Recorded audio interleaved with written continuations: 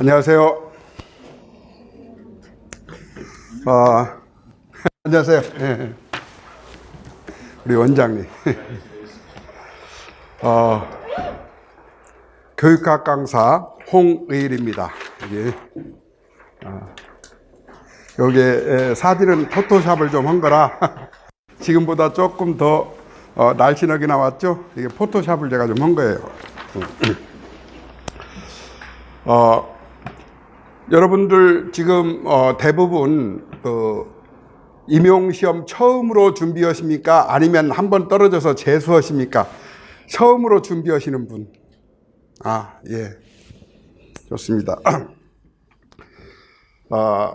제가 지금 교재가 원래 이렇게 생긴 교재가 있는데 이게 좀 연식이 되어서 새로 출판을 하기 위해서 원고를 이렇게 다 써놨는데 아직 이 인쇄, 그러니까 제 책으로 나오지를 못했어요. 원고만 된 상태이고, 그것은 이번 시험이 끝나고 나면 그 시험에 있는 내용을 좀 더 반영을 해볼까 싶은 마음에서 미루다가 좀 늦어졌습니다.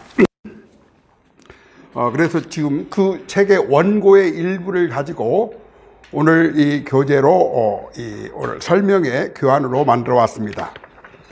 그래서 그 설명의 교환에서 제가 여러분들한테 소개해드리고 싶은 것이, 다른 건 모든 교육학 교재가 다 거기죠. 뭐 특별할 게 있나요? 비슷한데, 그런데 이 머리말 하나만은 확실히 소개해드리고 싶습니다. 이것은 그 어떤 교육학에서도 나오지 않고, 이건 오직 제 책에서만 볼 수 있는 아주 독특하고 신비한 힘을 가진 그런 머릿말입니다. 이 머릿말을 한 일주일 정도 계속 분석을 하고 연구를 해보시면 여러분들은 분명히 임용시험에 합격할 것입니다. 제가 좀 처음부터 좀 뻥친다 싶은 그런 느낌이 드실지 모르겠지만 그렇지 않습니다. 사실입니다. 제가 교육학 강의만 30년을 했어요. 30년.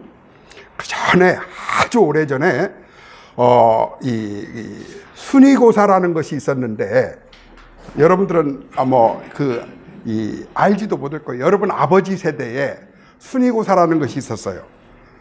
그때부터 교육학 강의를 해서 지금까지 30년을 넘게 했는데 한 번도 강사로서 성공해 본 적은 없어요.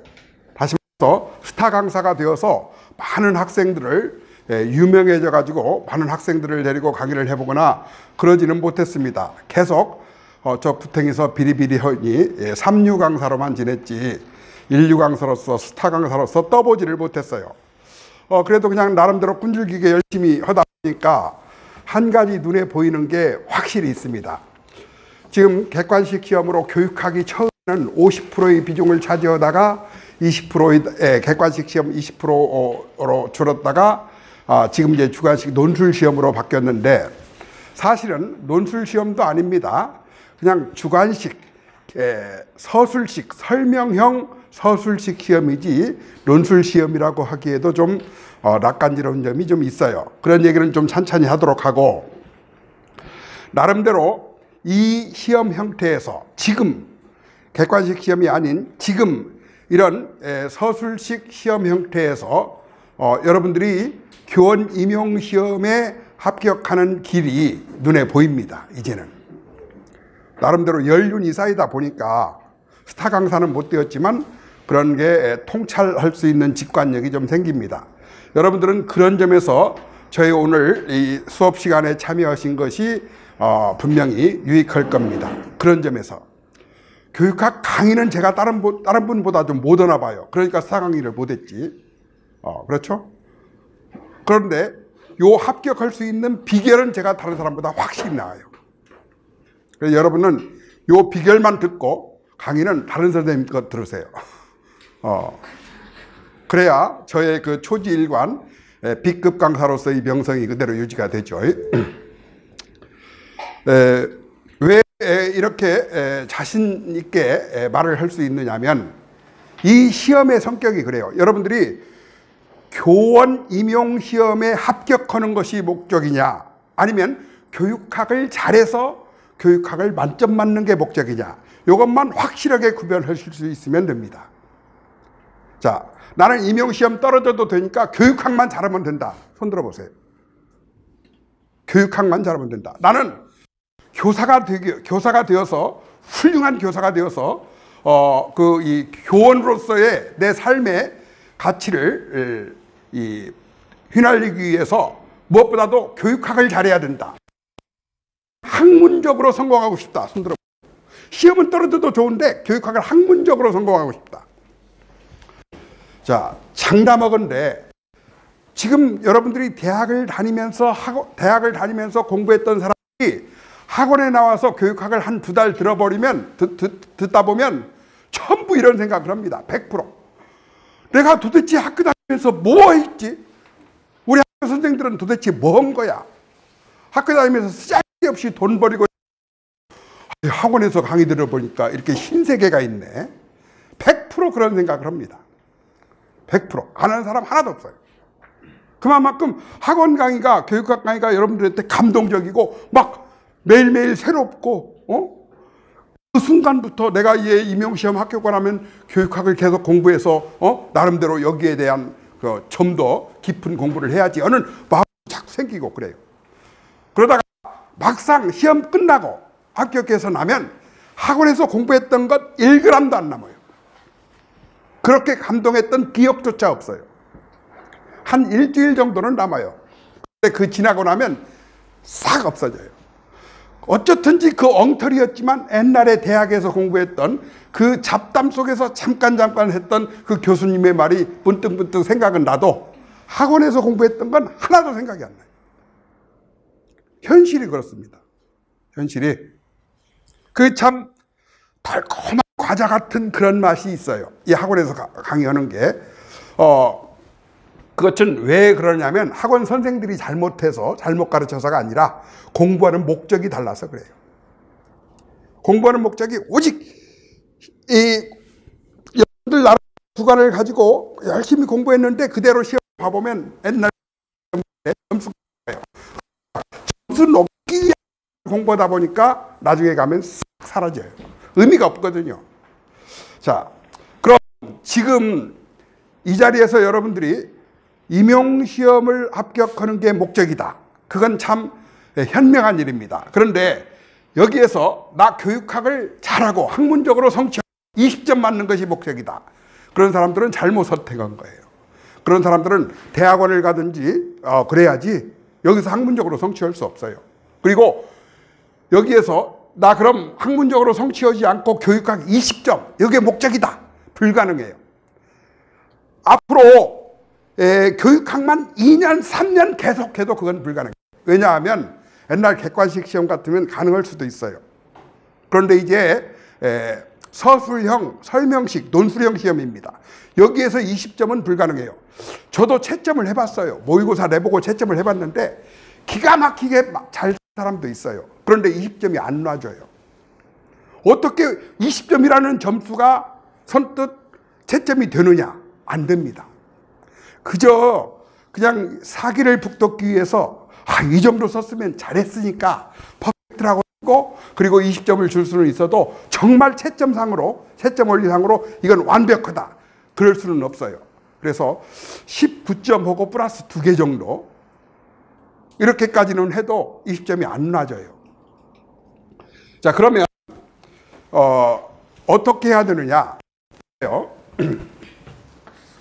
여기가 이 축이 점수입니다. 점수. 여기가 20점이에요.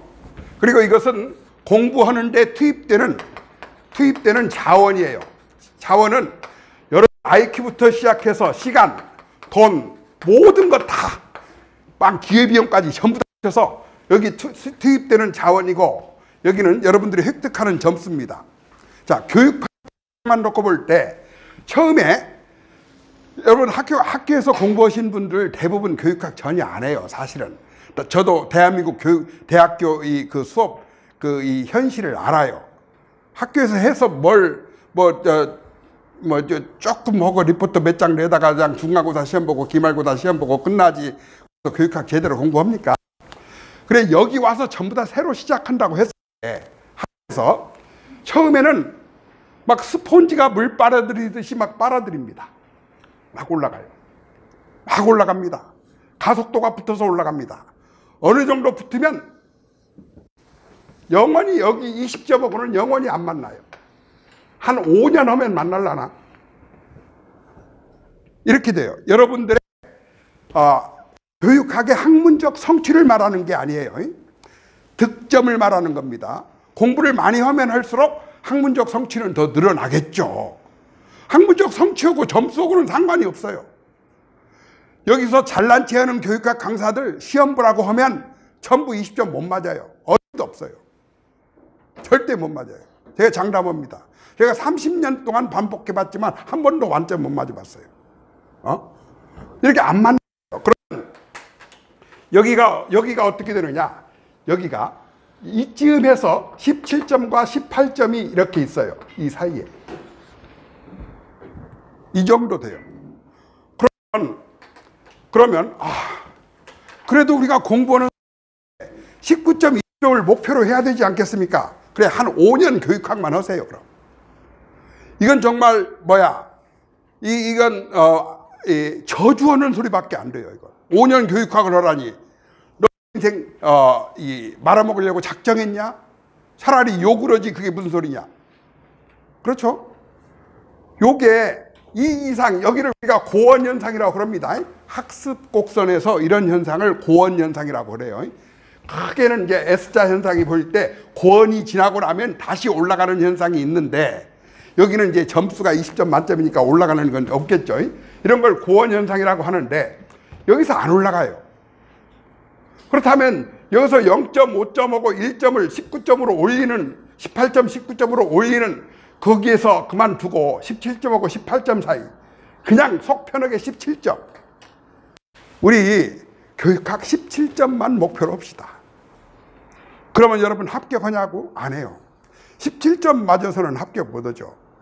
그 대신 여기에서 18점, 19점 올리기 위해서 투입되는 이 자원을 다행히 전공에다가 돌려주면, 교육학에서 18점, 19점, 여기 1점을 올리기 위해서 자원을 전공에 돌려주면 전공에서 20점 획득합니다. 전공은 점수가 올라가요. 공부를 하면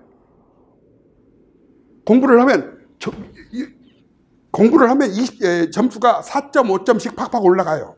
여기서 투입되는 자원만큼 하면, 그냥 살짝 한다 소리가 아니라 요 자원만큼 이걸 전공에 돌리면 전공에서 10점, 20점이 올라간다니까요.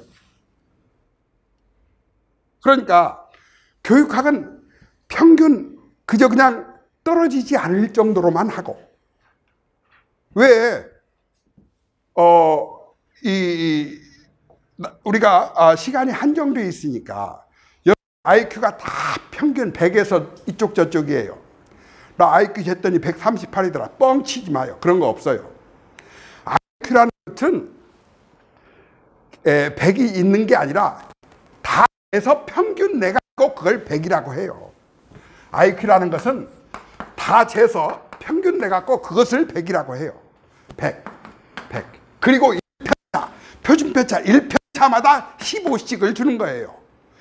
100에서 1편차 떨어졌을 때 15, 그 다음에 1편차 떨어졌을 때 또 15, 이렇게 주는 게 IQ 점수예요. 이게 나 138이다. 그럴 수도 있겠죠. IQ가 되려면 편차가 2.4편차, 3편차 이 정도 나와야 돼요. 표준편차로. 여기가. 그런데 그게 그렇게 쉽지 않아요. 그런데 TV 예능 프로그램에서 나온 연예인들 대부분 145, 138 그러대. 어떻게 재석하는지 난 이해가 안 갑니다. 여러분 IQ 대부분 100 이쪽 저쪽입니다. 그리고 시간도 1년 정해져 있어요. 부모님들의 경제적 지원도 다 비슷비슷하고, 그리고 나머지 비슷비슷해요. 다 똑같이 대학 나왔고, 대한민국 똑같은 환경에서 삽니다. 누구 열대지방에서 사는 사람 없어요. 그러니까 투입되는 자원이 비슷한데 거기에 요만큼을 덜어내서 그걸 전공에 돌리면 여기서 20점을 맞을 수가 있다. 아주 효율성이 떨어지면 10점. 과목에 따라서. 그것도 뭐 전공도 똑같은 점수가 올라가는 거 아닙니다. 전공도 이미 빡빡하게 해놓은 사람은 점수 올리기가 힘들고, 전공이 아주 허술한 사람은, 빵점인 사람은 10점 올리기가 쉽겠죠. 아주 못한 사람은 조금만 해도 점수가 올라가요. 전공 이 곡선은 비슷하니까. 응? 확실히 교육학보다는 이렇게 생긴 게 전공이다 이 말이에요. 그렇다면 여기 10점 더 따려고 노력하느니 전공을 더해서 10점, 20점을 더 따면 그게 합격하는 길이다. 그럼 저 교육학 않고 전공만 하면 되겠습니까? 그건 또 아니죠. 그래서 교육학의 목표를 17점만 잡자가 첫 번째 전략이고, 두 번째 전략이 뭐냐면 교육학의 점수를 17점은 반드시 잡자가 두 번째 전략입니다. 알겠습니까? 교육학을 17점 이하 맞으면 합격도 하기 힘들어요. 17점 이하 맞으면. 목표를 17점만 잡으라 이거예요. 이번에 기출문제도 보면 내용이 굉장히 쉬운데 생전 처음 듣는 사람 이름이 나와버리는 거야. 그 굉장히 아무것도 아니야. 그냥 학교 문화 중에서 가족 문화가 있고, 사회적 문화가 있고, 이렇게 네 개 조직적 문화가 있는데, 그 중에 통제적 문화, 입시 시험을 위해서 관리하는 학교는 통제적 문화. 아무것도 아니야. 내용상으로 볼 때는. 한번 듣기만 하면 그냥 잃어버려도 상관없는 지식인데, 어쩌다가 불행히도 그 사람 이름을 한 번도 안 들어본 사람은 뭘 써야 될까 하다가 100기로 내는 거야. 그러는 거야. 그거 하나 때문에 나머지는 대충 떼어도 17점은 나오게 돼 있어요. 근데 우연히 이 소식을 들었던 사람은 18점 나오는 거지. 19점, 20점은 안 나와요. 포기하세요, 그냥. 그러다가 운 좋으면 좋은 거고, 안 좋으면 많은 거고.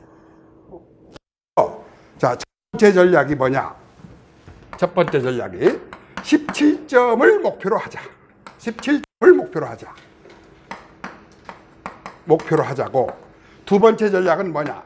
반드시 17점을 맞자. 최소한도 17점은 맞자. 최대한도 17점만 맞자.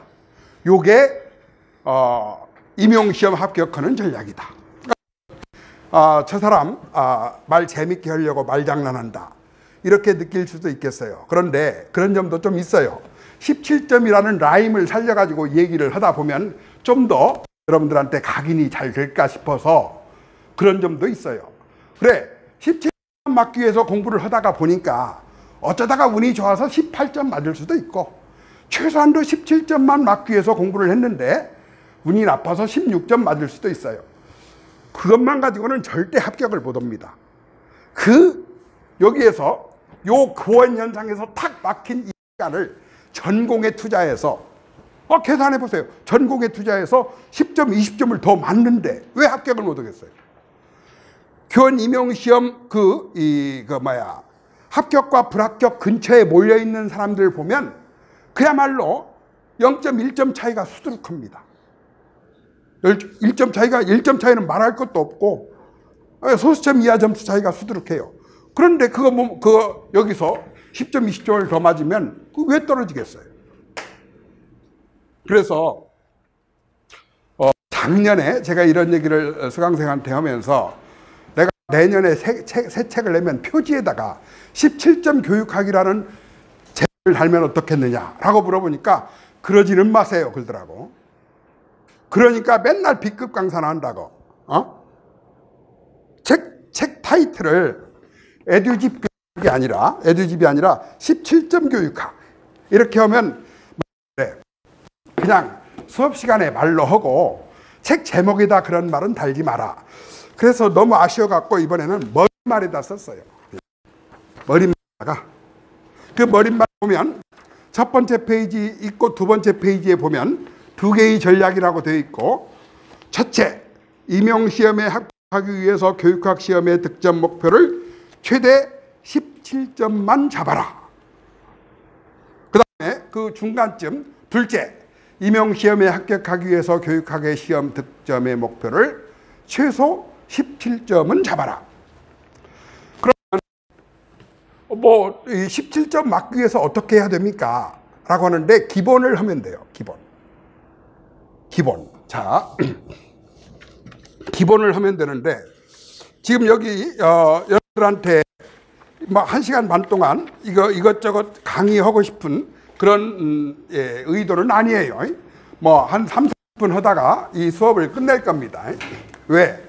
17점만 맞을 건데 뭐라고 90분씩 설명회를 합니까? 그렇죠? 나머지 30분만 하고 60분 전공 설명회 들으세요. 전공 가서 설명회 들어가지고 점수 따는데 그래서 보세요.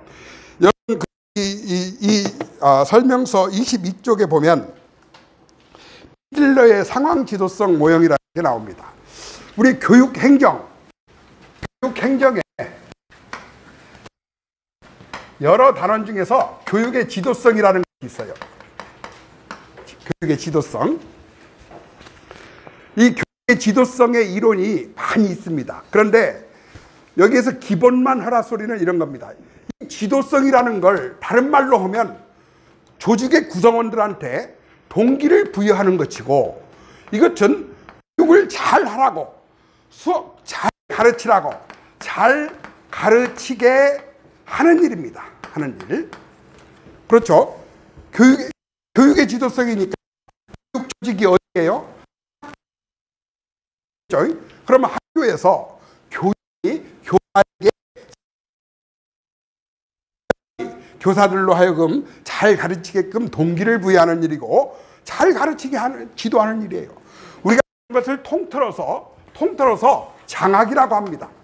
장학이라는 말이 예전에는 감시한다는 뜻이었지만 지금은 잘 가르치게 한다는 뜻이에요. 그래서 이 행정이라는 것이 교육 조직을 관리한다는 뜻이기 때문에 교육 행정이 다른 말로 장학이에요. 여러분 서점에 가서 장학이라는 책, 장학론이라는 책과 교육 행정이라는 책을 동시에 펴가지고 목차를 보세요. 99%가 같은 거예요. 장학과 행정은 같은 말이에요. 다른 말이 아니에요. 잘 가르치게 하는 일, 이게 교사로 하여금 동기를 부여하고 지도성을 발휘하는 거예요. 그런데 단원이 각각 보면 전부 내용이 달라. 그것은 연구하는 학자들이 어떤 용어로 어떤 방향으로 연구를 했느냐에 따라서 다를 뿐이지 내면적으로는 다 통해. 그러면 이 교육의 지도성에서 보면 굉장히 복잡해요. 막 그렇지만 옛날 지금 논술, 즉 설명 논술 준비할때하고 어떻게 다른가 보세요. 지금 공부하기가 훨씬 쉬워졌어. 만약에 이 많은 지도성 모형들이 있고 그 중에서 피들러의 상황 지도성 모형이라는 것이 있는데, 피들러의 상황 지도성 모형, 피들러라고 하는 사람이 상황 지도성 모형을 제시했는데, 이 지도성 이론은 교육행정에 가서 다시 나오겠습니다만 여기서 기본을 공부한다는 것이 무엇인가, 이걸 여러분들한테 소개하기 위해서 이걸 꺼낸 겁니다. 지금 이 지도성을 여러분들한테 수업을 통해서 강의하겠다는 의도는 아니에요. 기본을 공부한다는 것이 뭔가. 이 피들러라고 하는 사람은, 다른 사람들은 지도성을 과업, 뭐 인화 해가지고 지도성 4분도를 만들어서 과업 중심 지도성, 인화 중심 지도성, 그 다음에 이렇게 양쪽 다 플러스 마이너스 플러스 플러스 마이너스 마이너스 마이너스 이렇게 해서 지도성 유형을 나눠가지고 빡빡하게 융통성 없게 한데 비해서 사람은 상황에 따라서 오히려 어딘가 좀 달라 지도성이 더 있다. 예를 들어서 교원들이 굉장히 동기 막 자극적이야. 그런데 교장이 동기부여를 잘하는 교장은 필요 없지 않느냐. 상황에 따라서 교장이 동기부여를 할 수 있는 없는 게 차라리 있다. 이 얘기를 꾸미자면 그런 거야. 그래서 이 피들러라는 사람은 이렇게 나눕니다. 이렇게. 이렇게.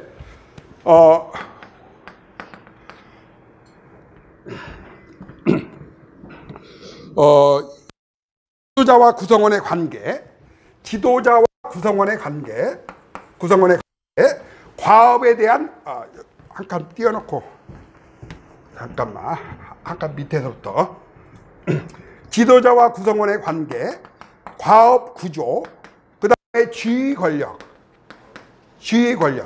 여기서 지도자와 구성원의 관계라는 것은 교장과 교사의 관계, 교사와 교장의 관계가 좋으냐 나쁘냐.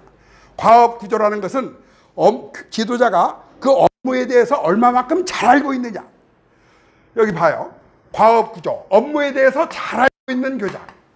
그 다음에 관계, 교사와 지도자의 관계. 이 둘 다 좋은 지도성, 둘 다 나쁜 지도성. 여기는 좋은데 이건 나쁘고, 이건 나쁜데 이건 좋고. 그래서 좋은 지도성, 나쁜 지도성, 이런 식으로 지도성을 나눴던 재래적인 방식에서 벗어나서 지도자와 구성원의 관계, 과업구조, 지휘권력이라는 것은 지도자가 아무리 좋아도 주어진 권력이 없으면 소용없죠. 굉장히 지도성이 좋아. 그런데 학교 소사야. 여러분, 소사가 말인가 모르지? 수의 아니면 심부름꾼. 옛날에 우리 일제시대 때 소사하면 조그만 선생, 그래서 이 학교에서 심부름하는 사람이야. 그러면 지도력이 굉장히 좋아도 지휘 권력이 없으면 소용없죠. 그렇죠? 그 지휘가 갖고 있는 권력, 이런 것들을 놓고 볼 때, 여기가 좋음, 여기가 나쁨, 그 다음에 여기가 강함, 약함. 여기 강약이 아니고, 여기 두 번째 표현을 뭘로 하냐. 구조니까 구조가 좋음, 구조가 나쁨, 구조가 좋음, 구조가 나쁨. 여기는 강함, 약함, 강함, 약함, 강함, 약함. 이렇게 해서 강약으로 해서 총 8개로 나눠요. 여기를 1, 2, 3, 4, 5, 1, 2, 3, 4, 5, 6, 7, 8. 이렇게 해서 피들러라는 사람이 상황 지도성을 8개의 유형으로 나눴어요. 그래서 두 번째 유형은 뭐냐면, 지도자와 구성원의 관계는 좋고, 지휘 권력 구조는 구조화되어 있고, 과업은 구조화되어 있고, 지휘 권력은 나쁜 그런 유형이 있다면 두 번째 유형이다. 이런 식이야. 그래 놓고 여기 지도의 상황성에 따라서 어떻게 되는 거니? 요렇게 되는 거야. 그래서 여기 같으면 이거, 여기 같으면 이거. 이런 그래프가 만들어지는 거야. 그래가지고 어떤 지도성이 어떤 상황에 맞느냐 하는 것을 8개의 유형으로 나눴다는 게 포인트야. 요 피들러의 상황 지도성의 포인트가 그거예요. 자, 그럼 처음 이 내용을 꺼낸 의도를 말씀드릴게요. 어떻게 공부하는 것이 기본이냐? 옛날 객관식 시험 볼 때 이렇게 나옵니다. 지문 3개를 줘요. 교장과 교사의 관계는 별로 그렇게 좋지 않고, 교장의 과업 구조는 굉장히 높고, 그리고 지휘 권력은 상당히 높은 편이다. 자, 여기에 따르는 피들러의 상황적 지도성의 유형은 몇 번이냐 해놓고 다 1유형, 2유형, 다 3유형, 3유형, 4유형, 5유형 이렇게 해서 객관식 시험 볼 때에는 이것을 물어봤어요. 여기에서 골라가지고 나쁘고 구조화되어 있고 강하면 1유형이다. 1유형이다 썼어야 돼. 옛날에 객관식 시험 문제 나올 때는. 이때는 정말로 억울한 시대야. 요게 시험에 나오지도 못한 판에 요걸 다 이렇게 써야 됐어. 만약에 지금 논술 시험일 때에는 논술 시험일 때에는 어떤 시험에 나오겠는가? 여기서 피들러의 상황을 구별하는 요소가 무엇이 있느냐? 지도자와 구성 관계, 과업 구조, 그리고 지휘 권력. 세 가지가 있다는 것만 알면 돼요. 그리고 피들러의 상황적 지도성이라는 것은 여기처럼 지도성 4분도처럼 어떤 점은 좋은 지도성, 나쁜 지도성, 지도성이 8개의 유형에 따라서 그 조직의 문화와 풍토에 따라서 지도성이 다르다. 그런데 그 어떤 지도성이 결정하는 요소는 이 세 가지다. 요것만 하면 돼요. 요것만. 그리고 피들러의 지도성을 비롯해서 나머지 교육의 지도성에서 6개의 유형을 공부합니다. 전부 싹 뭉개고 넘어가면 돼요. 알겠어요? 옛날 객관식 시험 때는 이 6개 정도의 시험 잘 나오는 지도성을 사람 이름 따로, 각종의 유형 따로 전부 뭐 브랜차드의 지도성 다 외워야 했어요. 참 암울했던 시대입니다. 악마와 같은 시간이었죠. 어떻게 그거 외워서 뭐 하려고? 그거 외워서 뭐 하려고? 근데 피들러의 상황적 지도성이 다르다 시험에 나올 가능성이 많으냐면 현장 적합적이거든. 개념화된 이론이라면 현장 적합적이 아니라 그냥 이론을 개념화시켜서 학술적인 개념을 획득하기 위한 거라면 이것은 보다 적용 가능한 그런 지도성이기 때문에 요게 이제 시험에 나올 가능성이 많죠. 그렇다면 이 유형을 다 외우냐 뭐 이런 게 아니라 상황 적합성을 결정짓는 요소가 뭐냐? 그럼 지도자와 구성원의 관계다. 그 다음에 지도자가 과업을 얼마나 구조화하고 있느냐다. 그리고 지도자의 지휘 권력은 어느 정도인가이다. 이것에 따라서 그 지도성이 좋을 수도 있고 나쁠 수도 있다. 상황에 따라서. 이렇게 하고 여기 교육의 지도성은 10분 정도 강의 그걸로 하고 나머지는 싹 뭉개고 넘어가면 됩니다. 그래서 교육학을 이 정도 하고 그러면 만약에 논술 시험 나왔는데 4번 유형 물어보면 어떡할래? 그러면 쓰지 마세요. 그 점수 포기하세요. 그러니까 17점 맞으라는 거지. 그것까지 해서 20점 맞으라고 하는 거 누가 못해요? 공부하세요. 몇 년 동안. 그리고 20점 맞으면 임용시험 합격합니다. 그 소리 누가 못해요? 나라고 못할 것 같아요? 마음 굳게 먹고 하려면 할 수 있어요. 죽어보세요. 교육학 월화강의 듣고 저녁에 복습하고 집에 가서 동영상으로 한 번 더 보고 1월 달에 기본 이론하고 3, 4월 달에 심화하고 5, 6월 달에 각계 강론하고 7, 8월 달에 문제 풀고 9, 10월 달에 모의고사 시험 보고 모의고사반 1년 내 월화 이틀은 교육학에 강의하는 날로 정해놓고 하루 24시간 중에서 12시간 하세요. 그러면 교육학 20점 맞고 그러면 여러분들이 교육에서 조금 모자라도 합격하지 않겠어요? 나도 그 말을 할 수 있어요. 그런데 현실적으로 이런 고원 현상이 일어나는 데서 1점 맞기 위해서 그 들어가는 시간 그걸 전공에 투입해서 거기서 10점, 20점을 더 획득하면 현실적으로 그게 더 시험 보기에 더 적합합니다. 그래서 저도 제 딸이 하나 있는데 교사예요. 그리고 교육학 시험 보고 임용시험 봤어요. 그때 내가 딸한테 얘기했어요. 교육학 공부는 강의 한 번 듣고 그냥 전공 열심히 해라. 한 번도 안 들으면 안 되니까. 왜? 초기에 한 번 들어놔야 저 7, 8월 듣는 것은 어리석은 짓이에요. 초기에 들어놔야 요게 그 다음 공부를 전공 공부를 하면서도 교육학과 관련된 내용이 많이 나옵니다. 예를 들어 수학을 하면 수학교육론이 있어요. 거기에 구성주의도 나오고 막 여러 개 나옵니다. 그러다 보면 교육학 지식이 특히 여기는 없을지 모르지만 유아교육과 같은 경우는 교육학 공부를 하면 유아교육 전공 50%는 해결이 됩니다. 그만큼 유아교육과 같은 경우는 교육학과 중복되는 부분이 많아요. 그러니까 거기는 그런 경우는 교육학을 좀 더 열심히 해도 손해볼 거 없죠. 왜? 전공에 직접적으로 도움이 되니까. 직접적으로 50%는 도움이 돼요.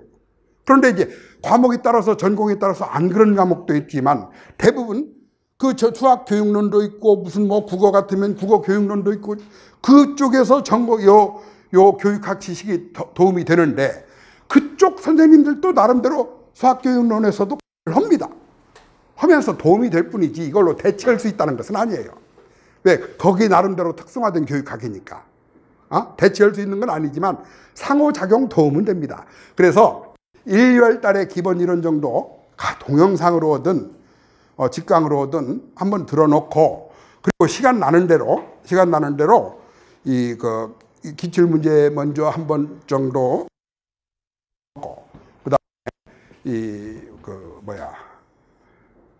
이 첨삭 지도 방식의 그런 이 강의를 쉬지 않고 일주일에 한 대여섯 시간 정도 교육학 강의 공부하는 날을 정해놓고 반복적으로 하면 이 현상 유지하는 정도로 막 이렇게 파서 일주일에 이틀은 교육학 공부하는 날 이렇게 정해놓고 몸 베리고 돈 베리고 시간 버리고 하지 말고 그렇게 하시라 이 말이야. 그러려면 끝까지 과감하게 나는 전공에서 승부를 봐야겠다라고 하는 사람이 시험에 합격합니다. 그건 분명해요. 물론 뭐 제가 이런 말 안 해도 다 알고 있어요. 그래. 임용시험을 합격하는 것의 여부는 전공이다라는 것을 다 알고 있어요. 그런데 이제 교육학 강의를 들으면서 전부 변해갑니다. 강의를 들으면서 여기에 그 일종의 마약같이 이쪽에 빠집니다.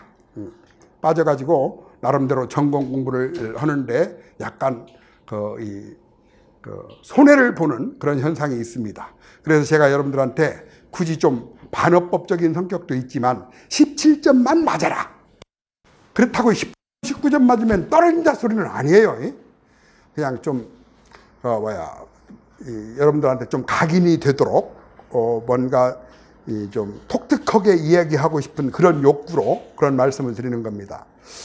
그리고 여러분들한테 지금 나눠드린 교재를 보면 맨 처음에 요건 이제 제가 개정판의 새 책의 속편입니다. 그 다음에 이제 머릿말이 나오고 책 차례라는 것이 있어요. 거기를 잠깐 보십니다. 책 차례.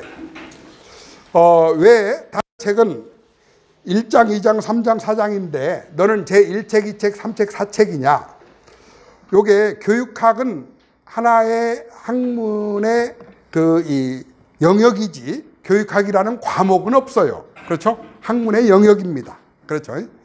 그래서 여기에 나와 있는 교육철학, 교육사, 교육사회학 이런 것들의 영역을 지칭해서 우리가 교육학이라는 학문의 영역을 얘기하는 겁니다. 근데 각각 서로 다른 과목이다. 그런 점에서 저는 제1책, 2책 이런 식으로 타이틀을 달았어요.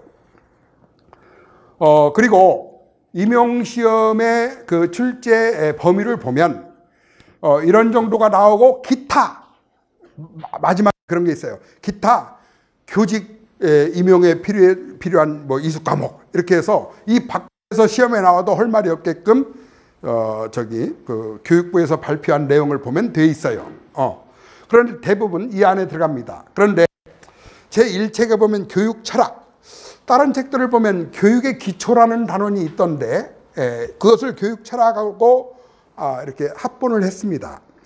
교육의 기초라는 말은 사실은 누가 쓰기 시작했는지 몰라도 그런 말은 잘못 썼어요. 그래서 저는 교육 철학이라는 말이 교육의 개념이 무엇인가, 교육의 의미를 포함해서 교육가 여기다가 포함을 시켰습니다. 그래서 대부분 교육학 사범대 교수님들 전공을 보면 교육 철학과 교육사는 서로 이렇게 한 몸입니다.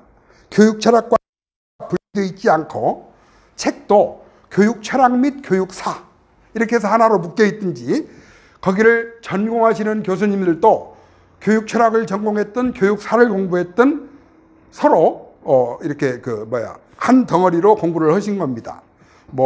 이 학위를 따는데 그 논문 제목을 어떻게 정했는지는 몰라도 실제로는 교육 철학 강사가 교육사 강사하고 같은 사람이야.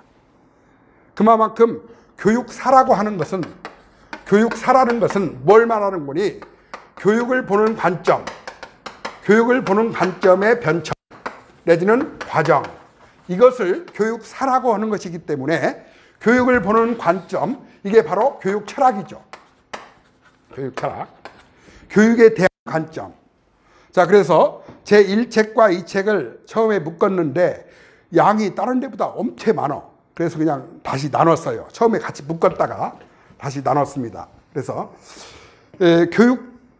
그래서 여기에서 공부를 할 때에도 예를 들어서 미국의 현대 교육의 관점 해가지고 진보주의, 본질주의, 항전주의, 재건주의 이런 것들은 교육사에다 넣고, 일반적으로 실존주의나 프래그마티즘 혹은 현상학, 비판철학 이런 것들은 교육철학에다 넣고 해서 분명하게 영역을 달리해가지고 교육철학과 교육사를 제1책과 2책에서 다뤘어요. 또 제1책과 2책에 그 시험 출제 비중을 놓고 보면 전적으로 제1책이 훨씬 많습니다. 다시 말해서 교육사에서 논술형 시험이 나올 가능성이 거의 없고 앞으로도 아주 빈약할 겁니다. 교육사에서. 그렇지만 교육 철학에서는 시험에 나올 가능성이 그렇게 지금까지는 많지 않았지만 어느 정도 있어요. 그렇다고 교육사를 안 할 수는 없고 꼭 필요한 엑기스만 뽑아서 하다 보니까 한국 교육사와 서양 교육사가 팍 압축되어서 몇 페이지 안 돼요. 여러분들한테는 이 두 개의 과목을 약 3시간 정도나 4시간 정도 강의하면 시험 보는 날까지 다시 안 돌아봐도 될 정도로 완벽하게 끝납니다. 교육사. 교육 철학은 반복적으로 좀 해야 돼요. 교육 철학은 몇 군데, 특히 이렇게 교육 과정에서도 중복이 되고 교육 공학에서도 나오고 서로 연계된 것이 있기 때문에 교육 철학은 가끔 되돌아봐야겠지만, 교육사는 한 3시간이나 4시간 정도 강의 한번 듣고 나면 다시는 봐도 될 정도로 깔끔하게 끝납니다. 시험 잘 안 나오니까 이제 그렇게 말씀드릴 수 있는 거고, 그 다음에 이제 교육사회학. 교육사회학은 이건 시험의 보고입니다. 보고. 제일 시험에 많이 나올 가능성이 있는 것이 바로 교육사회학, 교육과정, 교육심리, 교육공학이에요. 현재 논술 시험에서 놓고 볼 때. 그래서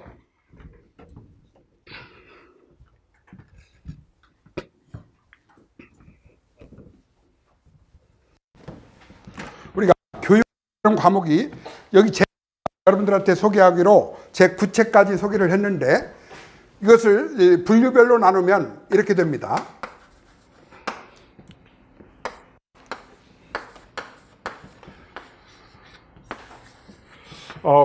교육 행정에서도 행정과정이라는 게 나오는데 그건 그때 가서 말씀드리도록 하고, 교육학에서도 마찬가지입니다. 플랜과 두와 씨, 이것은 계획하는 거죠.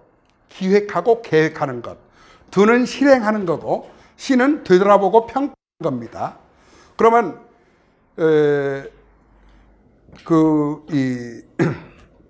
교육학도 되돌아보는 교육학과 미래를 보는 교육학으로 나눈다, 이렇게 구분한 사람이 있는데, 지금 이것으로 놓고 보면 교육학을 계획 혹은 기획 혹은 되돌아보고 평가한다, 이렇게 할 때 이 기획은 교육의 목표와 관련이 있어요. 그렇죠?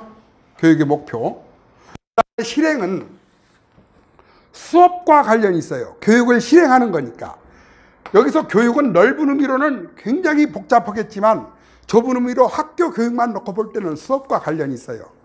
그 다음에 이제 평가, 되돌아보니까 그야말로 교육 평가와 관련이 있죠. 평가. 그리고 그 평가를 과학적으로 하기 위해서 통계를 하는 거고요. 그냥 평가를 주먹구구식으로 해서 김연아가 소련에서 이 1등 떨어지고 2등 하듯이 그렇게 하면 안 되죠. 통계를 내 가지고 과학적으로 평가를 해야겠죠. 그리고 이제 교육을 지원하는 것이 있어요. 이것은 교육학이 아닙니다. 여기는 교육학이고 이건 교육학이 아니에요. 교육을 지원하는 것은 뭐가 있을까요? 교육을 지원하는 것, 교육을 잘 하도록 지원하는 것, 이것이 교육 행정입니다. 행정. 다른 말로 말했죠? 장학입니다. 그래서 교육학 하지만 사실은 교육학과 교육행정학이라고 해야 맞습니다. 여기는 교육학이고 여기는 교육행정학이지, 이걸 여기다 넣는 것은 우리가 편의상으로 굳이 복잡하지 않게 살려고 그냥 넣는 거지, 이건 교육학이고 이건 교육행정학입니다. 그러니까 행정하는 것은 뭐냐? 교육을 잘 하도록 지원하는 것, 교육 조직을 뭐 이렇게 관리하는 것, 예산도 혹은 교원 양성도 혹은 여러 가지 법적 기반도, 그 다음에 연수도 시키고 교사도 양성하고 이런 것들을 교육행정이라고 보는 거죠. 그래서 여기는 목표와 관련이 있기 때문에 교육 철학입니다. 교육 철학. 그래. 그리고 교육 철학 속에 뭐가 포함되어 있다고요? 교육 사과. 그러면 여기 교육을 실행하는 것은 뭘까요? 이것이 교육의 방법, 그리고 공학. 아마 여러분들이 알고 있는 교육학의 용어 중에서 가장 많이 오해하고 있는 게 교육공학이라는 용어일 겁니다. 왜 그런 오해를 하고 있나 하고 봤더니, 교육공학이라는 용어 자체가 막 기계공학과를 먼저 생각하니까 그래. 기계공학과를 생각하다 보니까 이런 거 저런 거 이런 것들을 만드는 것을 먼저 생각을 하는 거야. 물론 그것도 포함돼요. 그걸 갖다가 우리는 교수 매체공학이라고 그러지, 그걸 교육공학이라고 하지 않아요. 교수 매체공학. 공학이라고 한다면 뭐냐면 설계하는 겁니다. 설계. 즉 교육이라는 활동은 커뮤니케이션, 상호작용하는 거예요. 어떻게든지 상호작용을 하는 겁니다. 그 상호작용이 옛날에는 이렇게 생각했어요. 선생이 머릿속에 있는 걸 딱 꺼내서 학생한테 각 집어넣어주는 걸로 생각을 했어요. 객관주의. 그런데 지금은 많이들 이렇게 생각합니다. 선생이 뭐라고 시불이 되면 얘가 알아서 스스로 생산해내는 거야. 내 말을 그냥 어떤 계기로 삼아서 자극을 받아서. 그걸 구성주의. 혼자 구성하는 거야. 그러면 얘로 하여금 보다 유용한 구성을 할 수 있게끔 하기 위해서 선생은 어떻게 해야 되고, 매체는 어떻게 써야 되고, 조직은 어떻게 해야 되고, 환경은 어떻게 해야 되는가, 이런 것들을 설계하는 게 공학입니다. 그래, 대표적인 교육공학은 뭐야? 대표적인 교육공학은 교수공학, 즉 교수 설계. 뭐 가네 같은 사람 나오잖아요. 교수 설계. 이쪽이 대표적인 교수공학. 방법, 수업에 대한 방법론. 여기가 실행하는 거고, 여기는 평가고. 그래서 문제는 여기를 보세요. 여기를 하는데, 이걸 하는데 뭐가 과학적으로 뒷받침이 돼야 되는 거니? 심리, 그 다음에 생활지도, 상담이론. 여기서 한 가지 빠졌는데 이것이 있고, 생활지도가 있어요. 생활지도, 진로지도. 요게 뭐다? 자, 학습지도, 생활지도, 진로지도가 실행이에요. 학습지도, 생활지도, 진로지도 세 가지가 실행이야.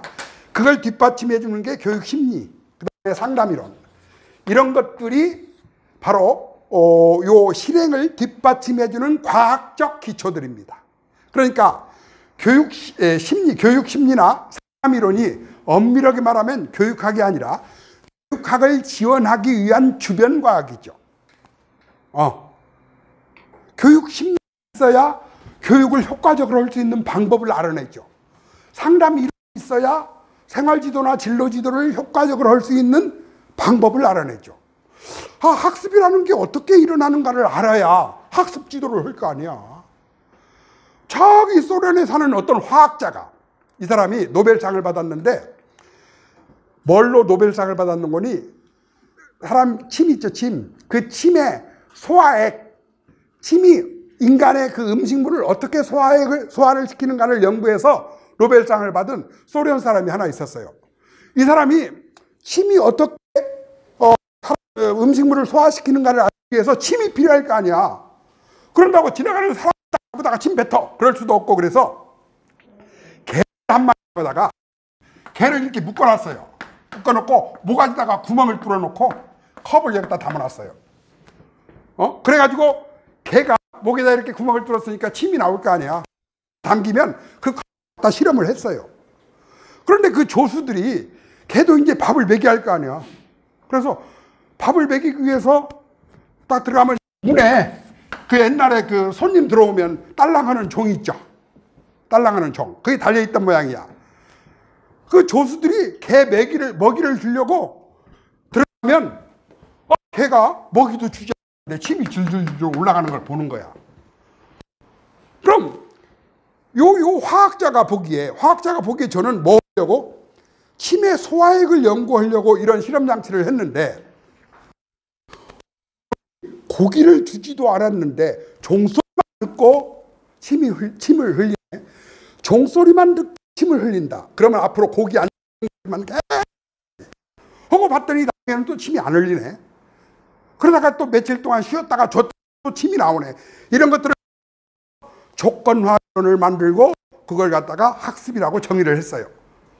그래가지고 지금까지 교육학뿐만 아니라 심리학을 가장 위대한, 그 사람 원래 화학자인데 파블로프라고 있어. 성이 어떻게 몰라.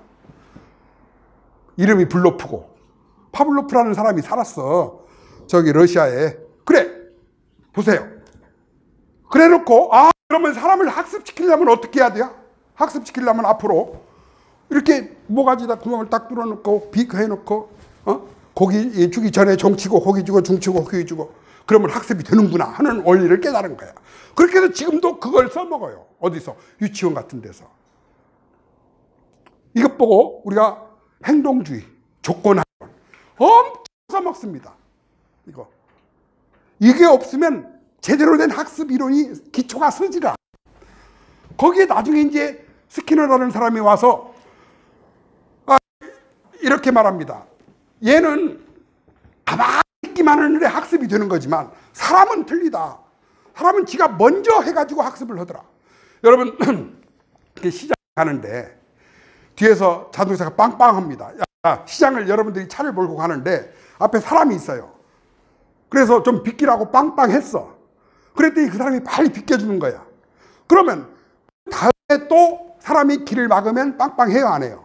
하죠. 그런데 맨 처음에 운전을 배워갖고 시장을 지나가는데 앞에 사람이 있길래 빵빵했더니 지나간 사람이 와서 여기서 빵빵대 하고는 유리창을 쿵쿵 치는 거야. 그 다음에 여러분들이 그 시장에 가서 사람이 많으면 빵빵해, 안 해? 안 쳐. 그러니까 개혁으로는 반대야. 사람이 먼저 반응하는 거야. 얘는 종소리를 듣고 침을 흘렸지만 이때는 사람이 먼저 반응을 해가지고 종소리가 들리면 더 하고 안 들리면 않는 거야. 먼저 반응부터 해. 반응부터 해가지고 사람이 비껴줘. 그러면 그 다음에 더 해. 막. 근데 안 비껴주고 그래. 종소리에 반응을 하지만 지금 이 경우는 반응을 먼저 했어. 그런데 종소리가 안 들려. 그러면 그 다음에 반응을 않고 그 다음에 종소리가 들려. 그럼 딱 반응을 하는 거야. 가지고 여기는 RS야. 이렇게 해놓고 스키너가 말하기를, 자, 나는 이제 심리학을 더 이상 심리학은 없다. 100% 끝났다고 선언을 해요. 스키너라는 사람이 더 이상 심리학은 없다. 이것만 가지고 모든 사람을 자기가 원하는 대로 다 만들 수 있다. 모든 사람을. 나한테 15명 어린이를 주면 15명의 위인을 만들 수 있다. 이렇게. 그래서 이걸 갖다가 강화 이론이라고 그러거든요. 강화 이론.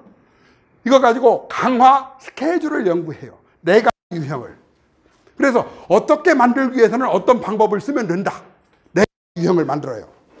시간 간격, 횟수 간격, 그 다음에 변동, 이런 4가지 강화 스케줄을 만들어요. 그러면 이게 뻥이냐? 아니에요. 여러분 실제로 시간이 아주 중요한 약속이 있을 때 지하철을 타요, 버스를 타요. 시간이 아주 정확하게 지켜야 할 약속이 있을 때는 지하철을 타요. 왜냐하면 정시성 때문에. 왜? 정확하게 그 시간에 오고 도착을 하니까. 그래서 파리에서 이 교통 현상 논문 저기를 했어요. 그랬더니 어떤 대학원생이 스카이를 이용해서 파리 시내 중심지에다가 버스 전용 차선을 만들자. 그럼 버스 전용 차선을 만들면 버스가 정시성을 가질 것이고, 그럼 사람들이 승용차 이용이 줄어들 것이다. 대중교통 이용이 늘고. 그래서 걔가 대상하고 상금을 얻었어요. 대학원생이. 그것을 우리나라 서울서도 채용을 한 거야. 버스 전용 차선을. 그것이 뭐냐면 파리 스키너가 연구한 아까 4가지 강화 스케줄 있죠. 그 강화 스케줄에 의해서 그렇게 한 거야. 그러니까 스키너가 한 말이 뻥이 아니야. 이게 심리학은 끝났다. 이제 이런 것들을 우리가 행동주의 심리학이라고 합니다. 행동주의 심리학. 그러면 이런 심리학이 교육의 방법, 상담 이론이 생활지도나 진로지도의 방법, 이런 것들의 과학적 기초가 된다. 이런 얘기입니다. 그 다음에 여기는 뭐냐면 교육 과정이 필요한데, 교육 과정, 무엇을 가르칠 것인가? 교육 사회학이 필요합니다. 자, 교육 과정의 과학적 기초는 교육 사회학이야. 교육 과정은 뭐야? 무엇을 가르칠 것인가? 어떤 순서로 가르칠 것인가죠? 그것의 과학적 기초가 교육 사회학이야. 왜냐하면 결국 교육을 한다는 것은 사회문화 내용을 하는 것이기 때문에 교육 사회학이라는 이론적 기초가, 과학적 기초가 필요한 겁니다. 자, 그래서 여기 책에 교육사, 교육사학, 교육과정, 교육심리, 교육의 방법 및 공학, 생활지도와 상담까지, 그리고 교육평가와 통계는 교육평가를 하기 위해서, 과학적으로 하기 위해서 통계적인 접근이 필요한 것이고, 그 다음에 마지막으로 교육행정은 뭐다?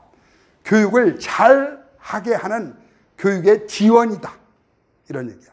자, 그러면 여러분들이 이 교육학이라고 하는 학문을 전체적으로 놓고 볼 때 그냥 마구잡이로 볼 게 아니라 이와 같이 전체 구조 속에서 플랜과 두와 C라고 하는 그 구조 속에서 이 과목을 놓고 보면 좀 새롭게 보입니다. 물론 이걸 외울 필요는 없어요. 한번 듣고 교육학이라는 과목이 영역이 그렇게 구성이 된 거구나. 교육의 목표, 교육의 방법, 교육에 대한 평가, 교육에 대한 지원, 이런 것들을 위한 학문의 과학적 기초. 그렇게 만들어진 것이 교육학이라는 이런 학문의 영역이구나. 이렇게 되는 거죠. 그리고 각 책마다 이제 이론이 있고, 그 다음에 그부터 나오는 에듀집 에세이라고 하는 것이 여러분들한테 좀 소개를 해놨어요. 이 에듀집 에세이는 뭐냐면 제 책의 내용에 보면 각 단원마다 내용이 이제 다른 책하고 똑같아요. 다른 교육학 책들하고 똑같은데, 뭐냐면 다른 교육학 책은 여러분한테 말을 알려드리기 위해서 책이 두꺼워지죠. 근데 저는 가능하면 하나라도 더 빼자 하는 식으로 뺐어요. 내용을 빼자. 왜? 이거 해가지고 사람들 괴롭히느니 차라리 좀 못 맞더라도 빼자. 10번 맞더라도 빼자.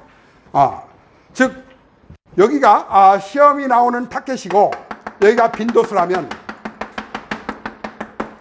이렇게 돼 있다면, 자, 여기를 다 해야 20점 맞는다. 그런데 이만큼만 하면 17점을 맞는다. 그러면 여기는 어쩌다 나올 수도 있겠지만, 10년 만에 한 번씩 나올 수도 있겠지만 차라리 빼자. 그냥 이만큼만 하자. 이런 관점에서 교육사 같은 것은 그야말로 30페이지 정도로 팍 줄여버렸어요. 그 많은 양을. 왜? 지금까지 교육사 시험에 한 번도 안 나왔고 앞으로 나올 가능성도 별로 없어요. 왜냐하면 문제가 하나 오는데 얼마나 간이 센 사람이 고려시대 경당이 시험이 나오겠냐고. 고구려의 경당이. 그렇게 내고 싶은 욕구는 있겠죠. 왜? 학생들 공부시키려고 여기서도 내고 저기서도 내야 되니까. 그런데 그렇게 내놓고 보면 시험에 다 내용 타당도가 없다는 등도 발이 많고, 그 다음부터 이제 다시는 출제위원 부르지도 않고 동료한테 욕 먹고 그럴 교수가 어디가 있겠어요. 그래서 고구려의 경당, 화랑도 이런 것들을 왜 하냐고. 교육사에 대한 학문적 성취를 높이려면 나중에 대학원 가서 하세요. 지금 하지 말고. 그런 건 빼버렸어요. 이런 거. 화랑도, 경당 이런 거. 리크루스 같은 거. 다 빼버리고 했더니 양이 팍 줄었어요. 이렇게. 그래서 여기가 17점이면 그래도 조금 아쉬우니까 한 10% 정도 확대해가지고 그런 정도로 해서 다른 책하고 순서는 똑같아요. 내용은. 그리고 각 단어마다 요게 이제 하나씩 들어가는 겁니다. 요게 옛날에 책 보면 내용 있고 한 절이 끝나면 문제가 나오죠. 저는 그 문제 대신에 이건데 이게 문제는 아니에요. 문제는 아니고 에세이식으로 다시 보는 공부입니다. 그래서 거기 보면 QR카드가 있고 101이 있죠. 101이라는 것은 앞에 1은 제1책이라 소리입니다. 제1책 1번 내용이다 이 소리예요. 그래가지고 그 옆에 QR코드를 핸드폰으로 찍으면 뭐가 나와? 유튜브로 연결되어서 여기에 대한 설명만 제가 책 전체 올리면 내용이 너무 많으니까 안 되고 요것만 안 올라가 있어요. 여기를 찍어보세요. 찍으면 율비스 홈페이지로 연결돼요. 지금은 목록만 만들어 놨어. 목록만 가지고 여기를 콕 찍으면 여기에 대한 설명이 유튜브 5분 넘으면 안 보죠? 3분에서 5분 사이로 해서 그냥 간단하게 그냥 읽어도 되는데 그냥 읽으려면 힘드니까 누가 읽어준다고 생각하면 돼요. 그냥 누가 읽어준다 이 내용을. 그리고 이 내용은 뭐냐면 아무래도 이 교재의 내용이라는 게 구어체보다는 문어체로 쓰기 마련이고 또 요약해서 나열하다 보면 사실 무슨 말인지 강의를 듣기 위한 교재지 읽어서 공부할 수 있는 교재가 아니에요. 교육학 교재라는 게. 그렇죠? 강의를 듣기 위한 교재지 강의를 듣기 위한 교재지 읽어서 이거 공부할 수 있는 사람 없어요. 그런데 이거 달라요. 그냥 읽어서 공부할 수 있게. 그래서 위에는 보면 박진영 최교사 이렇게 해놓고 보기에 나타난 최교사의 견해를 지식의 형식의 개념으로 논할 수 있다고 2006 이렇게 써있죠. 그 2006은 뭐냐면 2006년도에 이런 내용이 시험에 한번 나왔었다 이런 뜻이에요. 그리고 그 숫자가 없는 것은 뭐냐면 그냥 생짜로 새로 만들었다 이런 뜻이고. 이해가 됩니까? 그래서 요 QR코드를 여기를 찍으면 제 카페 목록이 나타나는데 목록에서 101번을 콱 누르면 유튜브로 물론 지금은 목록까지만 나와 있고 유튜브로 안 넘어가고 율비스 홈페이지로 넘어갑니다. 이렇게 해서 그 다음에 103 이렇게 나오는데 그 103은 제1책의 세 번째 에세이다 이런 뜻입니다. 세 번째 에세이. 그래서 거기 보면 순환교육과 안드라고지에 대한 물론 이 순환교육 안드라고지가 본문 내용에 있어요. 본문 내용에 있는데 그 중에서 제가 이건 에세이식으로 한 번 더 설명했으면 좋겠다라고 써진 것을 103에다 넣었어요. 그러면 여러분들이 그걸 읽어보는 거야. 읽어보다가 내가 읽기 싫어. 그러면 QR코드로 찍으면 내가 대신 읽어주는 거야. 얼굴은 안 나오니까 걱정 말고 얼굴은 안 나오니까 걱정 말고 그냥 순환교육은 뭐고 안드라고지는 뭐다 하는 것서 그 밑에 있잖아요. 그 밑에 있는 것을 읽어주면서 그냥 토를 조금 달아서 읽어드리는 겁니다. 그래서 이 둘 다 평생교육의 하위 개념으로 순환교육이라는 것은 일생 동안 교육 과정이 우리 현재는 순환교육은 무슨 개념이냐면 현재 우리 학교 제도는 어떤 인생은 어떻게 되어 있는 거니? 현재는 준비기와 실천기로 되어 있어요. 그래서 보통 우리나라에서는 대학교 졸업할 때까지가 인생의 준비기. 이때는 공부만 다른 거 안 해요. 조금 나쁜 짓 해도 공부만 잘하면 훌륭한 사람이야. 준비기. 실천기는 뭐냐? 이때 공부한 것으로 써먹는 때. 이때는 공부 못 해도 돼요. 생전 공부 안 해도 누가 뭐라고 안 해. 좋은 학교만 나왔으면 돼요. 굉장히 실력 없어도 상관 안 해. 시험만 합격하고 나면 돼요. 교사로서. 실천기 이렇게 되어 있는데, 순환교육이라는 것은 뭐냐면 이렇게 우리가 인생을 이렇게 쭉 살아가잖아요. 쭉 살아가면 그때그때 맞게 전부 이렇게 교육을 해야 돼요. 이 안에 전부 네 가지 저기가 다 있어. 이 안에. 이게 이제 이 순환교육이고, 안드라고지는 페다고지가 원래 아동을 이끌다 이 소리예요. 페다고지가 아동을 이끌다. 근데 안드라고지는 성인을 이끌다. 성인교육이라는 뜻이야. 그러니까 이런 것들은 전부 다 평생교육의 하위 개념으로서 나오는 말이야. 사회교육, 뭐 이렇게 재교육, 교육 다 평생교육의 하위 개념인데, 그 중에서 안드라고지나 순환고지 같은 것은 용어상의 개념으로 한 번 더 읽어두면 도움이 되겠다 싶어가지고 이렇게 써놓은 거야. 그러면 여러분들이 이런 것들을 한 번 더 읽어보면 그 다음에 잃어버린 게 아니라 잊어버려도 상관없어요. 그럼 만약에 시험에 재수없게 나왔다 하면 자동적으로 생각나게 돼 있어. 그 다음에 이제 콜만, 여기는 이제 302잖아. 그러면 이게 3책이야. 3책의 두 번째. 3책은 뭐야? 교육사회학입니다. 교육사회학에 보면 콜만의 이제 자원이라는 말이 나오는데, 이 사람이 학생들의 어떤 애들이 공부를 잘하는가 하고 연구를 해봤더니 공부를 잘하는데 미치는 영향이 세 가지가 있대. 하나는 부모가 돈이 많아서 잘 지원하느냐, 하나는 부모가 교육 수준이 높아서 공부를 잘 해야 될 필요성이 있고 잘 가르쳐 주느냐, 또 하나는 가족 간의, 교육 간의, 친구 간의 교사와 관계가 좋으냐. 옛날에 그 학력고사 1등 하는 사람들 보면 부모가 연탄 배달을 하는데 자식이 수석했다고 막 뉴스 했어요. 그러면 그게 화제가 되고, 부잣집이 아닌데 부모가 연탄 배달하는데 아들이 학력고사 1등 했다고 뉴스 나왔어. 그러면 뉴스 해설하는 사람이 뭐냐면, 봐라, 부모가 공부를 못해도 무식하고 가정이 화목하고 자녀를 우대해주고 존중해주니까 공부를 잘하느냐. 이게 바로 콜만이 말한 세 가지 자본 중에서 사회적 자본이야. 공부를 이렇게 해놔야 돼요. 그냥 책을 읽고 막 의잖아. 1초 후에는 생각이 안 나.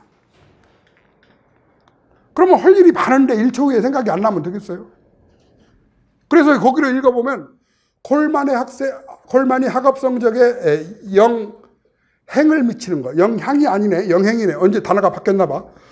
첫 번째 경제적 자본, 둘째 인적 자본, 셋째 사회적 자본. 지금 제가 방금 말씀드린 그 연탄 배달집 아들은 사회적 자본. 그 다음에 이제 요새 강남에 있는 엄마들의 아들은 경제적 자본. 부모는 무식하고 집안은 아주 살벌하지만 돈은 많아서 학원에 보내니까. 여러분들의 아버지와 여러분들의 관계는 뭐야? 인적 자본. 그래서 부모님이 유식해가지고 학벌이 높고 교양이 높아갖고 교육의 필요성을 느끼고 뭔가 물어보면 탁탁 대답하고 갖고 대학까지 보내고, 인적 자본. 사회적 자본은 어떤가 내가 모르니까. 이런 것들이 콜만의 학업 성적에 영향을 미치는 요인. 이렇게 세 가지를 알아놓잖아요. 그러면 기억, 니은, 디귿으로 나누어서 공부 안 해도 돼요. 이렇게 해놓고 잊어버리세요. 잊지 말고 잊어버리세요. 잊어버리고 나도 막상 시험 문제에 이게 나오잖아요. 그러면 그 내용을 쓸 거리가 반드시 그 제시문에 있어요. 쓸 거리가. 바로 그 위에 있는 것처럼 철수는 서울 중심지의 작은 새방에서 5 식구와 함께 살고 있는 중학교 2학년이다. 부모님의 항전은 중적이고 인적 자원이 안 좋네. 그죠? 그 다음에 새방에서 사니까 경제적 자원도 안 좋네. 그렇죠? 그런데 화목하고 선생님도 막 칭찬하고 막 그래. 1등을 놓친 적이 없다면서 선생님도 칭찬하고. 그러면 사회적 자본이 뭐랬죠? 부모 형제 간에, 교사와 학생 간에, 친구 사이에 사회적 자본이랬죠? 사회적 자본은 좋네. 그래가지고 거기에 철순의 가정에 이 강학을 논하라. 그러면 여기다 답은 이렇게 쓰면 돼요. 경제적 자본 안 좋네. 그 다음에 인적 자본도 안 좋네. 사회적 자본만 좋네. 하고 끝나면 돼요. 그렇게 써도 됩니까? 그렇게 써 그냥. 누가 뭐래. 그렇죠? 그렇게 이제 공부를 해 나가는 거야, 교육학은. 물론 경우에 따라서 아주 조금 외워야 할 게 있어. 나는 얼마나 부식하게 공부를 했느냐면 옛날에 70년대 지금도 생각나. 개조지조통. 시험 보기 전에 개조지조통. 이게 뭐냐면 행정과정, 아까 플랜2 C처럼 행정과정에 5가지가 있는데 계획, 조직, 지시, 조정, 통제. 계획, 지시, 조정, 통제. 개조지조통. 그걸 외웠어요, 막. 신자연원 단계 언론, 가해, 신호학습, 그 다음에 다별학습, 언어학습, 자극학습, 언어학습, 다변별학습, 이런 식으로 해서 신자연원 단계 언론, 이렇게 공부를 외우고 그랬는데 지금 여러분 그런 거 필요 없어요. 그냥. 하루 정도만 외웠다가 잊어버려도 될 만큼만 하면 돼요. 그러면 왜? 외워서 목록으로 쓰라는 시험은 절대 안 나오니까. 그러나 한동안 외웠다는 추억은 있어야 돼요. 그래야 어느 정도 쓸 수는 있으니까. 왜? 20점 맞으려면 안 그래요. 다 외워야 되는데 17점만 맞으려니까. 17점만 맞으려면. 생전 처음 봤다 이것만 아니면 돼요. 그죠? 그 다음에 그 8쪽에 나오는 312번은 뭐다? 제3책의 12번째 에세이다. 이 소리예요. 그러면 거기를 딱 찍으면 목록이 나와. 그러면 312라고 찍힌 것을 딱 하면 여러분들이 안 읽어도 내가 읽어줘. 문제는 여러분들이 읽어야겠죠. 이게 뭐냐면 이라는 사람이 교육 수익률. 이게 교육 수익률이 뭐냐면 학교를 많이 다닌 사람이 사회에 나와서 돈 많이 벌어야. 즉 초등학교만 나온 사람이 초등학교 다니기 위해서 100원이 들어갔어. 그리고 졸업해놓고 돈을 벌었더니 200원을 벌었어. 교육 수익률이 뭐야? 2야, 2. 중학교를 나왔는데 300원이 들어갔어. 그리고 졸업해서 돈을 벌었는데 900원을 벌었어. 3분의 9니까 3이야, 3. 대학 다니기 위해서 1000원이 들어갔어. 그리고 졸업해서 돈을 벌었는데 10,000원이 벌었어. 그러면 10이야. 교육 수익률이 그렇게 생겼다는 거야. 보니까. 그래서 노동자, 관리자, 고용주. 이게 이상하다. 왜 이런 현상이 생기는 거니? 교육 수익률이 초등학교고 중학교고 고등학교가 다른 것은 알겠는데 왜 노동자, 고용주, 관리자의 교육 수익률이 틀린가? 이건 모르겠다 이거야. 노동자가 똑같은 중학교를 나왔어. 관리자하고. 그런데 왜 교육 수익률이 틀리냐 이 말이야. 똑같이 대학을 나왔는데 왜? 왜냐하면 처음에 교육 수익률이 높을 때 대학을 다녔어.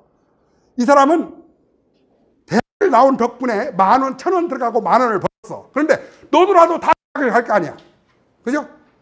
이게 수익률이 높으니까 투자 대비 효과가 높으니까 여러분 가성비 좋아하잖아. 그러니까 대학의 교육 수익률이 떨어졌어 안 떨어졌어? 떨어지죠? 그때 대학을 가는 사람이 누구야? 가난한 사람들.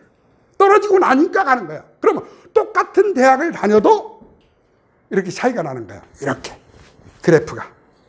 여러분 저 다닐 때는 정말 해방학과도 교수가 되었어요. 유학 외국에 가서 그냥 수돗물 몇 방울 먹고 교수가 되었어요. 그래 지금은 유학 가서 10년, 20년 하고 와도 교수가 돼요. 똑같이 유학 갔다 왔는데 왜 수익률이 틀리느냐?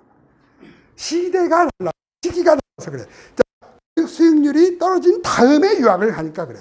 그것의 그래프야. 자, 그러면 그거 교육 수익률 내는 법, 그 다음에 그 시기, 요 세 가지만 머릿속에 기억하고 있으면 이 공부는 안 해도 돼요. 무슨 말인지 알겠어요? 그러면 나머지는 어떻게 건다? 우리가 그저 그냥 시험에 나오는 지문, 재심은 읽어보면 17점 맞을 수준의 내용은 빠집니다. 물론 그러기 위해서는 최소한도 이렇게 써보는 연습을 해야 돼요. 써보지는 연습을 잘.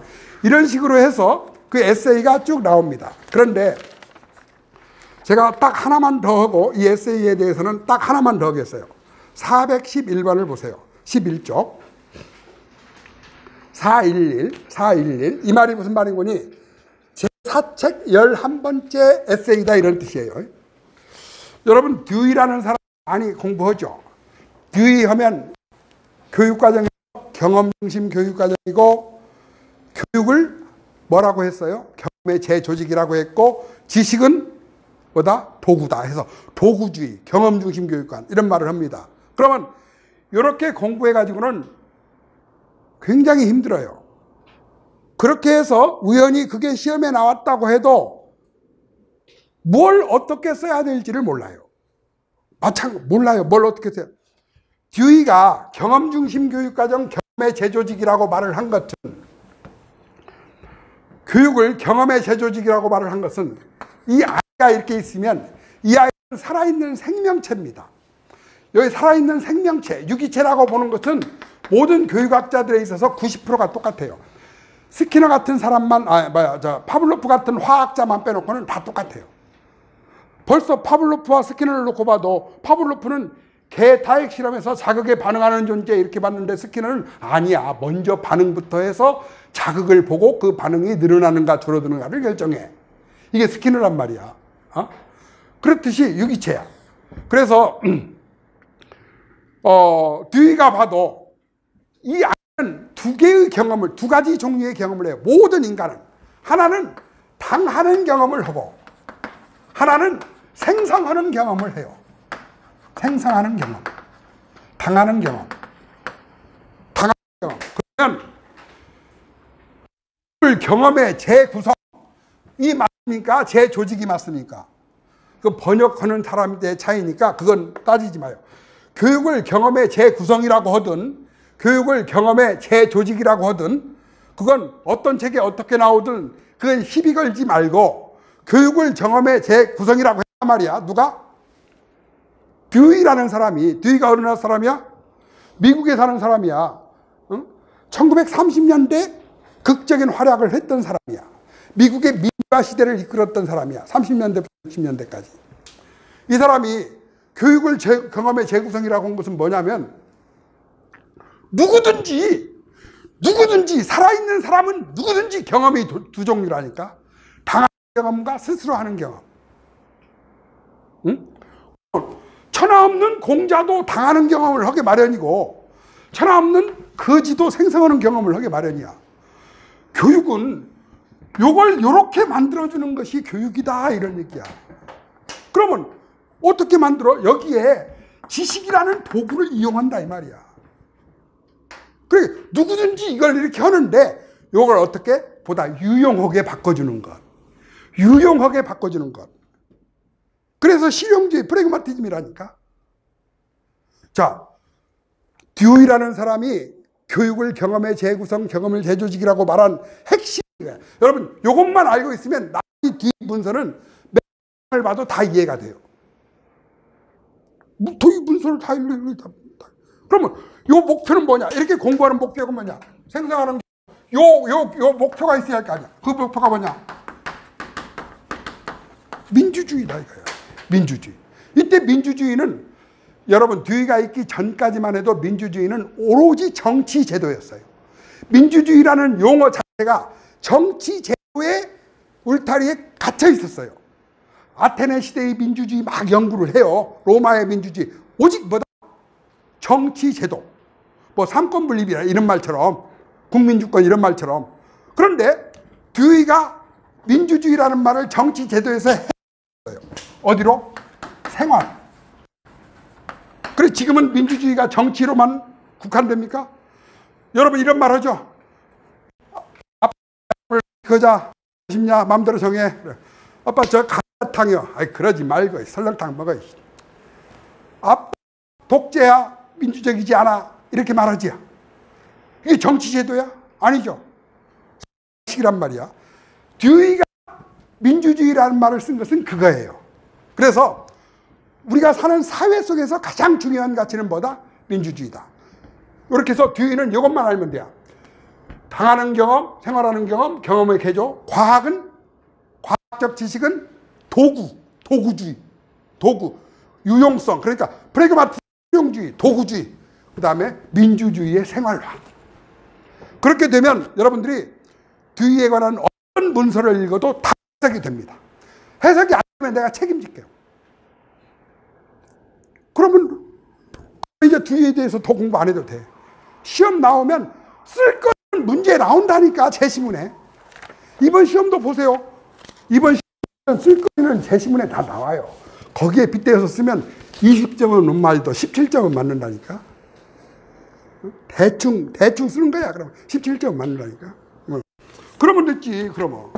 그래서 이런 내용을 여러분들 한번 보여드리려고 여기다 이렇게 쭉 이것저것 해서 여러분도 마음이 바쁜 것 같고 나도 뭐 그렇게 막 오래간만에 강의했더니 목도 아프고 그래서 쭉쭉 넘어가고 거기 보면 이 18쪽에 보면 뭐 이거 우리나라 지금 저기 그 수능 성적표 제가 그냥 인터넷에서 찾아가지고 이렇게 올렸는데 수능 성적표 해석하는 방법 이렇게 좀 현장 적용적인 그런 예를 많이 들어보자. 이 성적표 보고 등수 내는 방법 이거 구구단보다도 쉬운데 막상 한 번도 안 해본 사람은 못해요. 구구단보다도 쉬워. 여러분 수능 성적표 본 적 있죠? 그 성적표 보고 뭘 봤어요? 항상 등급만 보고도 안 보지. 그런데 그걸 자주 들여다보면 그 안에 성적 백분율도 나오고 등수도 다 나와요. 그걸로 계산해보면 이제 그런 그 다음에 이제 분산에 대해서 해석하는 방법 거기 보면 제가 그 연도가 표시가 된 것은 뭐다? 그 해에 시험에 나왔던 걸 바탕으로 만든 거다. 연도가 표시가 안 된 건 뭐다? 100% 내가 만든 거다. 그런데 만든 것 중에는 중학교가 고정적으로 등장해요. 동산중학교라고 등장해요. 그건 제 모교라서 쓴 거고, 그 다음에 거기 그 등장하는 학생들 이름 중에 안배라는 애가 나와요. 안배. 안배는 문제야의 상징으로 거기 나옵니다. 안배가.